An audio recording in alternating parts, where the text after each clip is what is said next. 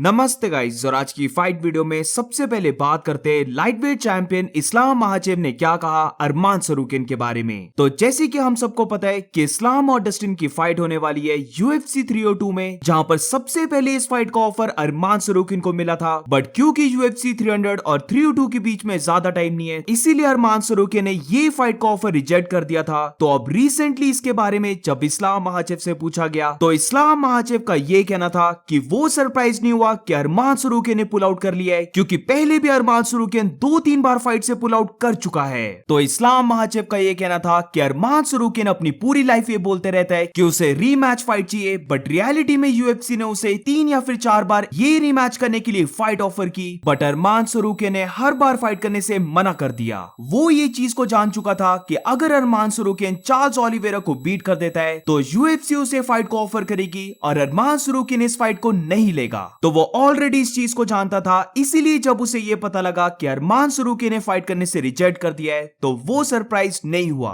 तो अब रिसेंटली अरमान ने इस्लाम महाचेव का रिप्लाई दे दिया है, जहां पर अरमान सरूकिन का ये कहना था कि इस्लाम महाचेव ने जो बोला है वो ट्रू नहीं है। असली ट्रूथ तो ये है कि इस्लाम महाचेव उसके साथ एक शॉर्ट नोटिस फाइट करना चाहता था ताकि फाइट में उसको एक्स्ट्रा एडवांटेज मिल सके। उसने इस्लाम के साथ जो फर्स्ट फाइट की थी वो भी एक शॉर्ट नोटिस फाइट थी। अब वो ये गलती फिर से नहीं करेगा और वो ये इस्लाम महाचेव से पूछना चाहता है कि उसने खुद कब 2 फाइट्स की हैं 6 वीक्स के शॉर्ट नोटिस में। अब मैं लाई नहीं करूंगा, इतने टाइम से हमने दोनों के बीच में रिस्पेक्ट देखी है, बट अब ऐसा लग रहा है कि दोनों के बीच में थोड़ी सी ट्रैश टॉक भी हो सकती है। और अगर इस्लाम महाचेव डस्टिन पोरियर को बीट कर देता है तो सब जानते हैं कि नेक्स्ट फाइट यही होने वाली है। इसका बिल्डअप बहुत इंसेन हो सकता है। अब अरमान सरूकिन की बात लगी है तो आज की नेक्स्ट फाइट अपडेट में अरमान सरूकिन ने माइकल चैंडलर का रिप्लाई भी दिया है, जहां पर सबसे पहले अगर माइकल चैंडलर की बात करें तो रिसेंटली माइकल चैंडलर से यह पूछा गया था कि अरमान सरूकिन ने इस्लाम महाचेव के साथ एक शॉर्ट नोटिस फाइट करने से मना कर दिया है।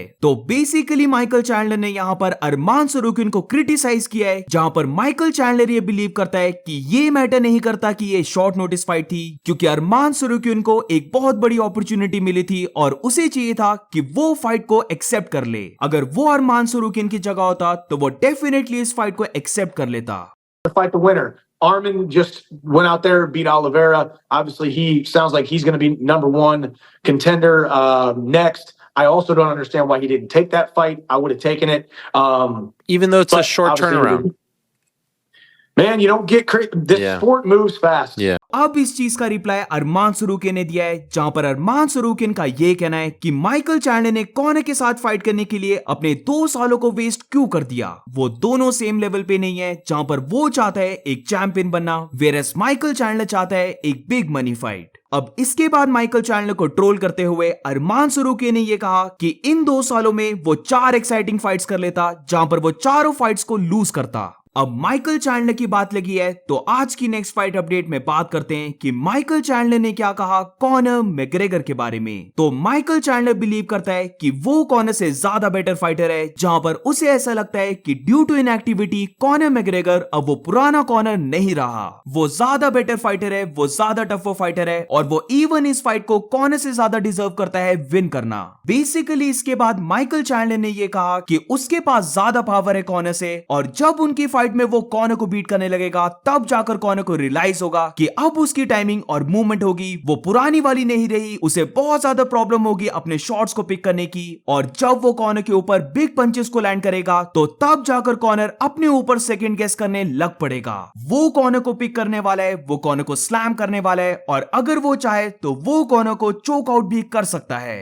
That I've earned this, realize that I am the better fighter, I am the tougher fighter, I am the guy who deserves it more, whether that be getting in his face, putting him up against the cage, picking him up, putting him down, wilting his spirit a little bit more, taking the wind out of his sails a little bit more. I think I hit harder than he does. I think I would venture to say his time out of the cage has lent itself to his timing not being what it used to be, his movement not being what it used to be, his reflexes not being what they used to be. He's being out of the cage now for it'll be 3 years by the time we fight. So I'm just gonna, from the first exchange, hit him with big punches, make him second guess himself, keep my hands up a little bit more than I have in the past, pick him up, put him down if I want to, choke him if I want to, go out there and get the finish and just absolutely outclass and dominate him because I've deserved this and I've earned this. तो क्या यहाँ पर Michael Chandler ये indication दे रहा है कि वो Connor की फाइट में फाइनली क्लेवर होकर फाइट करेगा, जहां पर वो कॉनर के साथ सिर्फ पंचेस ही नहीं बल्कि अपनी रेसलिंग को भी यूज करने वाला है। अगर माइकल चैंडलर ने अर्ली डिसाइड किया कि वो कॉनर को ग्राउंड में लेके जाएगा, तो क्योंकि अर्ली राउंड्स में Michael Chandler one of the most powerful fighters में से एक है, और अगर वो ऐसा कर लेता है तो वो इस फाइट के ऑड्स अपनी तरफ लेके आ सकता है। आज की नेक्स्ट फाइट अपडेट में बात करते हैं UFC 304 के बारे में। तो अब UFC 304 भी कंफर्म हो चुकी है, जहां पर ये इवेंट होगा मैनचेस्टर इंग्लैंड में। और अगर इस इवेंट की डेट की बात करें तो ये इवेंट होने वाला है 27 जुलाई को। अब इसी चीज को लेकर recently welterweight champion Leon Edwards का जो हेड कोच है उसने काफी अच्छा अपडेट दिया है, जहां पर कोच का यह कहना था कि ये 99.9% कंफर्म हो चुका है कि UFC 304 को हेडलाइन करने वाला है वेल्टरवेट चैंपियन लियोन एडवर्ड्स, और ये भी ऑलमोस्ट कंफर्म हो चुका है कि उसका ओपोनेंट रहने वाला है बिलाल मोहम्मद। तो अब कोच ने यह बात बोल दी है, तो फाइनली हम ये बोल सकते हैं कि बिलाल मोहम्मद को टाइटल शॉट मिल रहा है, जो बाय द वे वो बहुत टाइम से डिजर्व करता था। तो इट्स गुड कि बिलाल मोहम्मद को ये टाइटल शॉट मिल रहा है। और अब अगर हम UFC 304 को देखें तो इसकी मेन इवेंट फाइट रहेगी Leon Edwards versus Belal Muhammad की, वेरेस को मेन इवेंट में फाइट होने वाली है interim heavyweight champion Tom Aspinall की। बट अभी तक उसका ओपोनेंट कौन हो सकता है ये डिसाइड जरा भी नहीं हुआ है। अब नॉट ओनली लियोन एडवर्ड्स के कोच ने ये इंफॉर्मेशन दी, बट ऑल्सो इसी के साथ उसने बिलाल मोहम्मद के बारे में भी बातें कही हैं, जहां पर लियोन एडवर्ड्स को कोच ये बिलीव करता है कि जब लियोन और बिलाल की फर्स्ट फाइट हुई थी तो वहां पर आई पोक होने के बाद बिलाल मोहम्मद बेसिकली चाह रहा था कि उसे इस फाइट से कोई वे आउट मिल जाए और वो इस फाइट की विन को स्टील कर ले।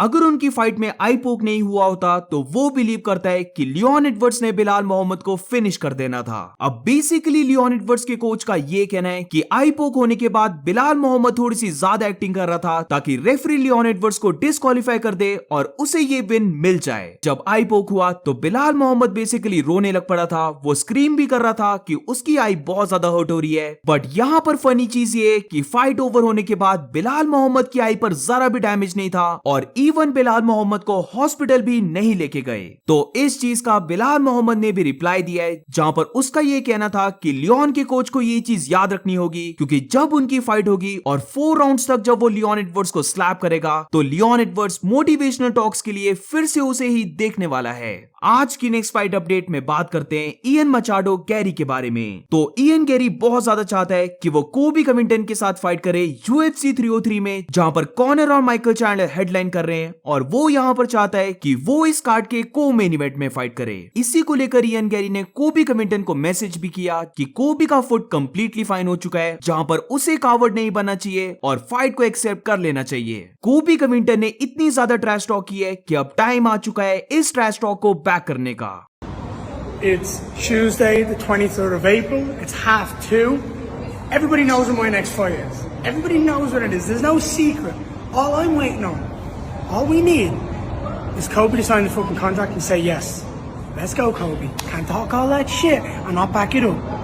जस्ट इमेजिन अगर इयन गैरी और कोबी कविंटन की फाइट बुक हो जाती है, और वो भी UFC 303 के लिए, जहां पर कॉनर और माइकल चैंडलर भी रहेंगे, तो ये कार्ड मेरी ओपिनियन में बहुत ही ज्यादा एक्साइटिंग बन जाएगा, जहां पर नॉट ओनली इनकी फाइट्स देखने में मजा आएगा बट इनकी प्रेस कॉन्फ्रेंस होगी, फाइट से पहले जितने भी मीडिया होती है वो सब देखने में बहुत मजा आने वाला है। कॉनर वर्सेस चैंडलर या फिर इयन वर्सेस कोबी, इनको अगर अकेला भी देखा जाए तो तब भी ये दोनों फाइट्स अपने आप ही बहुत बड़ी फाइट्स हैं, बट अगर UFC इन चारों फाइटर्स को एक ही कार्ड के अंडर ले आते हैं तो वो प्रेस कॉन्फ्रेंस या फिर मीडिया डेज हो गए वो सारे ब्लो अप करने वाले हैं। बट इसी के साथ मुझे एक चीज ठीक नहीं लगी, जहां पर इयन गैरी को तो लोग काफी ज्यादा हेट करते हैं, बट वो कॉनर को भी अपने साथ ले डूबेगा, क्योंकि रिसेंटली इयन गैरी ने ये भी ट्वीट किया, जहां पर देख सकते हैं उसने मेंशन किया है आयरलैंड वर्सेस अमेरिका। आज की नेक्स्ट फाइट अपडेट में बात करते हैं हेवीवेट चैंपियन जॉन जोन्स के बारे में। तो जॉन जोन्स इज बैक, जहां पर रिसेंटली जॉन जोन्स ने एक पिक को पोस्ट किया और वहां पर उसने मेंशन किया कि वो फाइनली इंजरी से रिकवर हो चुका है और उसने ट्रेनिंग करना